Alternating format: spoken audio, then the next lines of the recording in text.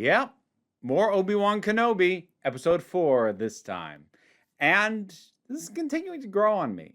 I'm not doing like a sudden, quick, ooh, this is now amazing, but the more I watch it, the more I'm kind of settling into what it's doing and enjoying it. I'm gonna highlight a couple of things here. Now, Obi-Wan himself, honestly, doesn't get a ton to do. We haven't seen him do elsewhere in other things. I'll tell you what, though, what was really cool was when he rescued Leia and the lights go down. Then the lightsaber comes up and one of the guards is gone. Lightsaber gets retracted. Darkness again. And then the lightsaber gets the other one. Like, that was really cool. That was very cool. And I haven't seen that done with the lightsaber before. Like, sort of, strike and retreat to the shadows kind of thing. It was really cool. I dig that. Leia's still working for me for the most part. A couple of moments do kind of strain the outer edges of the acting ability of a kid that young, but she's still got the right vibe and edge and attitude. And the villain, third sister, is also growing on me. I haven't disliked her up to this point, but I'm finding more reasons to like her. Here, I'm liking that we get different shades of her, that she's always deeply motivated. She never takes her eye off her goals, but she's not as one note in her approach as I thought. Like, her thing up to this point has been recklessness. Going in, this'll work, so I'll do it. I don't care what problems it causes. And that gives you an impression of her as being very impulsive and having very little control of just what she's doing. Like, she thinks of something, she thinks it'll work, she'll do it. We get a little bit more shading on her here, particularly with the interrogation she has with Leia, where she goes softer. She tries to be convincing. She tries to come across as being safe to this child. Doesn't work because Leia's not an idiot, but it's pretty well done. It could have come off as just like, oh, this is just a lousy tactic. Why are you even bothering? But just seeing her pull back and just seeing that she's even capable of that kind of tells me more about her than I thought. And a bit like Vader himself, I underestimated her. There's more going on, and I'm now kind of coming to the position that, yes, she's reckless, but it's not because she's impulsive with no control. It's because she is the quickest route between 2 points is a straight line kind of person.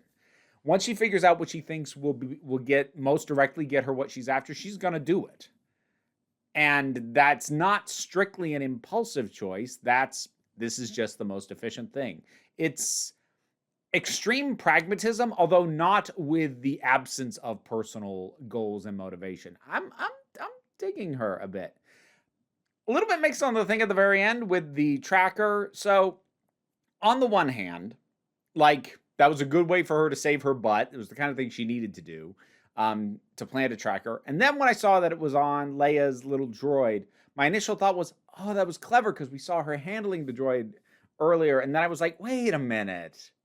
The point at which we saw her handling the droid was way back when she was interrogating Leia. Did she think Leia was going to be rescued at that point? Then again, I suppose she could have thought that maybe Leia would later be contacted by the resistance groups. I don't know. It's like it was a moment of that's clever, and then wait a minute, and maybe I can come up with a reason why it still works, but I kind of went back and forth on that. I can't remember. I'm so bad with names. I'm really sorry. But the one who gets Obi-Wan into this base, she's quite good. She has a couple really good moments.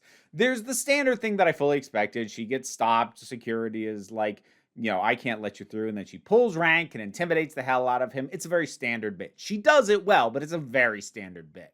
What was much more interesting was when she was confronted by Third Sister, and she is, I just want you to confess that you're a spy. And her answer is, of course I'm a spy. I'm spying for the Empire against these resistance folk. And that was really clever because now suddenly Third Sister had come to the very firm and correct conclusion that this woman is a liar. But now she's owning up to being a liar. And I loved Third Sister's line where she's like, I just need to find out if you're lying to me or for me. And that was good. That was a good moment just between the two of them, and I just really liked that as a tactic to, at the very least, muddy the waters. Like, I don't think she had too much hope of definitely covering her ass in the long term on this, but at the very least, give this very dangerous person a reason to not immediately take her out, and that was good. I dug that a lot. We got a bit more Vader here. I'm starting to get nervous. Like, I was pretty praising of Vader when he showed up in the previous episode because it was quite good and much better than I expected. However, seeing that he's coming back and he's got this laser focus on getting Obi-Wan, it makes me a little more concerned just because I don't know how you resolve that in any satisfactory way given what we know needs to happen later on. So that was one of a number of reasons that, like, I was very skeptical of Vader showing up in this. Like, how do you resolve that meaningfully? So we'll see where it goes, but seeing that he is going to be a recurrent, pretty important figure in this makes me nervous. Not that I expected him to just go away at the end of the previous episode, but that's just a point of nervousness for me. Not a problem yet. He's still working for me here, but possibly a problem later. We'll see. I'm not sure there's too much else left to say. It was pretty well shot. I kind of liked being on a Imperial base again. You know, the sound of that alarm that they have, seeing the troopers marching around, the just sense of intimidation you get from the places they are that in control of. It was kind of good to be back in that space. I dug it. And that's kind of where I'm at overall with Obi-Wan Kenobi. I dig it. I don't love it. It doesn't like suddenly make me go, and this reminds me why I loved Star Wars so much. I mean, it's not that. I would like it to be that, but it's not. But it's something that I'm finding way more to like than to be skeptical or frustrated by. And it's been a little while since I've had that with Star Wars. So, yeah. I look forward to next week's. You can expect the last couple of these to come out on Thursdays because Disney Plus has new Ms. Marvel and Obi-Wan Kenobi coming out on Wednesdays, and I'm not cramming out 2 videos in a day on a day that I also stream on Twitch. So, like, that's just not happening. But in any case, what did you think of this episode? Whatever your thoughts are, drop something down in the comments. Let's talk about it. Like, share, subscribe. Patreon's what pays the bills around here. Keeps this whole operation up and running. But you also don't have to. The usual stuff I mentioned already. The likes and the subscribes and the bell. Why not hit the bell? That helps too, but yes, it's okay. If you don't want to, you don't have to, because we take a relaxed attitude around here, so you can just come on back next time you need a break.